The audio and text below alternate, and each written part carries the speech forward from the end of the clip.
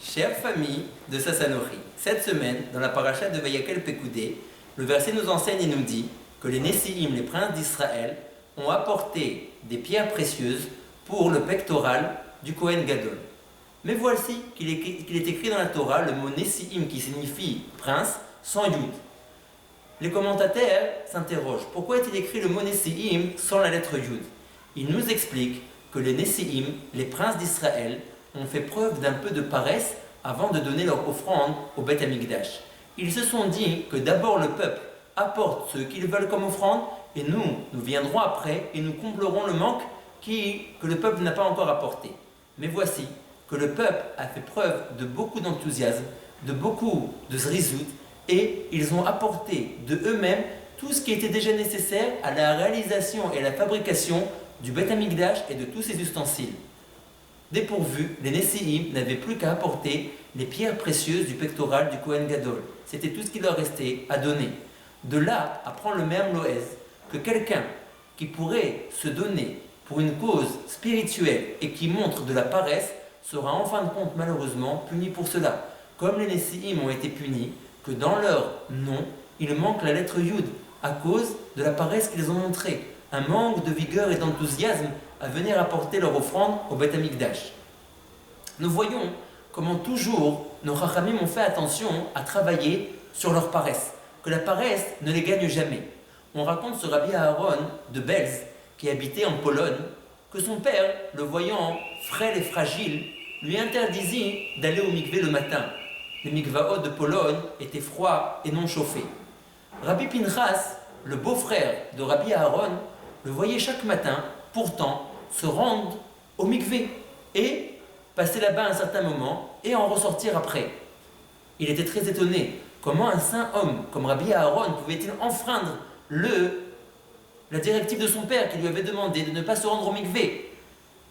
Rabbi Pinchas suivit un jour Rabbi Aaron au mikvé et il a vu d'une manière étonnante que Rabbi Aaron se rendait au mikvé, se déshabillait dans le vestiaire, arrivait avec sa serviette jusqu'au bassin et là, il ne se trompait pas. Il faisait demi-tour, repartait au vestiaire, se rhabillait et sortait.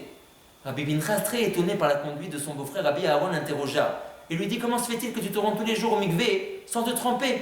À quoi rime cette mascarade? Rabbi Aaron lui a raconté et lui a dit: tu sais très bien que mon père m'a interdit d'aller au mikvé à cause que je suis fragile et il a peur qu'en hiver, en Pologne, avec l'eau non chauffée, je prenne froid le matin. Mais j'ai peur que la paresse me gagne. Et que le matin, au lieu de me dire que je ne vais pas au mikvé parce que mon père m'a demandé de ne pas aller au mikvé, alors je sois gagné par la paresse et je me dis: oh, de toutes les manières, je suis fatigué, à quoi bon aller au mikvé? C'est pas la peine, ça me dit rien, on verra plus tard. Pour travailler sur ma paresse, je me lève chaque matin, je me rends au mikvé, je me déshabille au vestiaire, je me rends jusqu'au bassin, et alors à cause du commandement de mon père qui m'a demandé de ne pas me tremper, je fais demi-tour et je rentre chez moi à la maison. Pour que la paresse ne me gagne pas, je travaille sur moi chaque matin, et je fais attention à faire comme si j'allais aller au mikvé. Et au dernier moment, je m'arrête et je me reprends, je ne me trempe pas pour simplement respecter l'ordonnance de mon père qui m'a demandé de ne pas me tremper. Rav Chaikin a raconté que quand il était à la yeshiva du Chafetz Chaim en Lituanie, un jeune garçon a un jour reçu une lettre de Rabbi Chaim Ozer, qui était le grand décisionnaire de la génération. Rav Chaikin a demandé à son camarade, pouvait-il consulter la lettre et lire ce que le grand rabbin avait écrit à son camarade. Son camarade lui répondit que bien évidemment, il n'y avait rien de personnel dans la lettre, il pouvait tout à fait la lire. Rav Chaikin découvrit que le grand Rav Chaim Ozer avait écrit: au jeune garçon, sache que si le Yetzer Hara arrive à t'attraper dans un de ces deux filets, tu es considéré comme étant déjà sa proie, il n'a plus qu'à te dévorer. Quels sont les deux filets du Yetzer Hara? La paresse et la tristesse. Si le Yetzer Hara arrive à t'attraper dans un de ces deux filets-là, tu es, d'une manière presque évidente, condamné. Tu seras obligé de faire la Avera qu'il te propose, ou la paresse, ou la tristesse. Nous voyons encore comment le Chafetz Chaim également travaillait beaucoup par rapport à ce que la paresse ne le gagne jamais. Déjà vieux et ayant perdu sa première femme, il se remaria.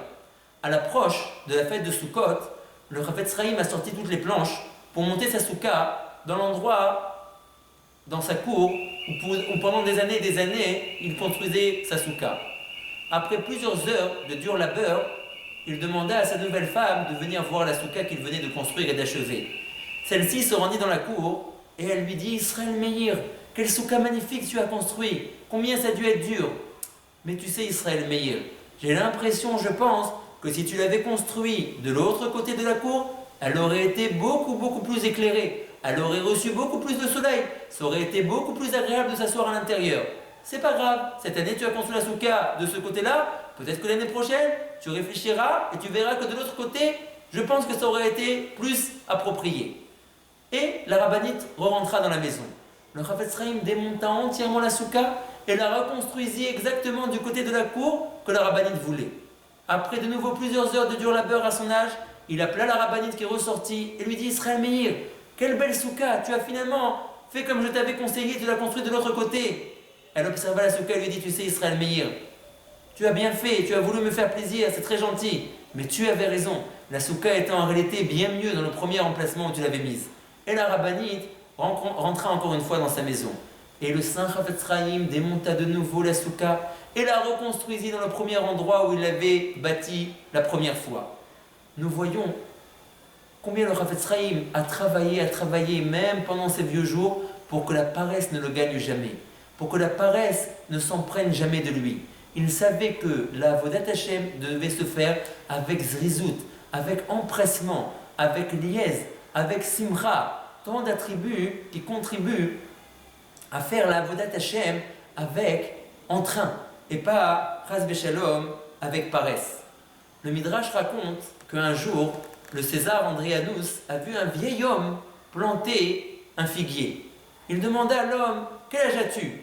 L'homme répondit: 100 ans. Le César lui dit: Mais je ne comprends pas, tu crois vraiment que tu vas pouvoir manger ces fruits-là? Cet arbre, quand est-ce qu'il va donner des fruits? Tu ne seras plus là pour les voir. L'homme lui dit: Écoute, César, si je suis là pour les voir, j'en profiterai et je t'en apporterai. Si jamais je ne suis pas là pour les voir, alors de la même manière que mes parents ont peiné pour moi sans voir les résultats, ils ont seulement peiné pour que moi je puisse manger, alors moi la même chose pour mes enfants, mes petits-enfants et mes arrière-petits-enfants. Même si moi je ne vois pas le fruit de mon labeur, je peine pour eux. Et le vieil homme a eu Arichut Yamim et effectivement, il a reçu des figues. Il en apporta un plein sac au César. Et il lui dit: Voilà César, les fruits que tu m'avais demandé de t'apporter si jamais j'avais le srout, j'avais le mérite de voir l'arbre porter ses fruits. Akadosh Baruch Hu m'a prêté et m'a donné longue vie, et maintenant je t'apporte ses fruits. Et le César a dit: Puisque cet homme n'a pas été paresseux dans sa vieillesse, et qu'il s'est investi malgré son vieillage, videz son sac rempli de figues et remplissez-le de pièces d'or. Le vieil homme, le vieillard, rentrait chez lui à la maison avec un sac rempli de pièces d'or. La voisine, voyant ce qui s'était passé, fit des reproches à son mari. Elle lui dit: Regarde, le César aime tellement les figues que c'est lui qui lui en apporte. Il prend toutes les figues et il donne des pièces d'or à la place. Toi aussi, espèce de fainéant, va au marché, achète des figues, amène-les au César et tu verras combien il va te récompenser. Le voisin vieillard également fit exactement ce que sa femme lui avait dit. Il alla au marché, acheta plein de dattes, plein de figues et les amena au César. Le César lui a dit: Qu'est-ce que c'est que ça? Qu'est-ce que tu m'apportes là? Il lui a dit: J'ai compris que Sa Magnificence aimait beaucoup les figues. Donc de ce fait, je suis parti vous acheter un sac de figues et je vous les apporter. Et lui a dit: Imbécile, je récompense ceux qui se sont investis, ceux qui ne sont pas paresseux. Mais toi, tu es le paresseux. Tu n'as rien fait, tu ne t'es pas investi. Tu es simplement parti acheter des figues au marché et tu me les présentes maintenant. Il a demandé à ses gardes de mettre le vieillard à la place du marché et a ordonné que chacun qui passait, qui rentrait ou qui sortait dans le marché, jette une figue à la tête du vieillard qui était tellement paresseux et qui ne s'était pas investi. Nous voyons de là combien l'homme doit travailler pour que sa Avodat Hashem soit toujours pleine de zrizout, pleine de liez, pleine de simra, pleine de force, pleine de vigueur, et que chas v'shalom, il ne se laisse jamais abattre ou toucher par la paresse qui est le fil du Yetzer Hara. A très très bientôt et Shabbat Shalom.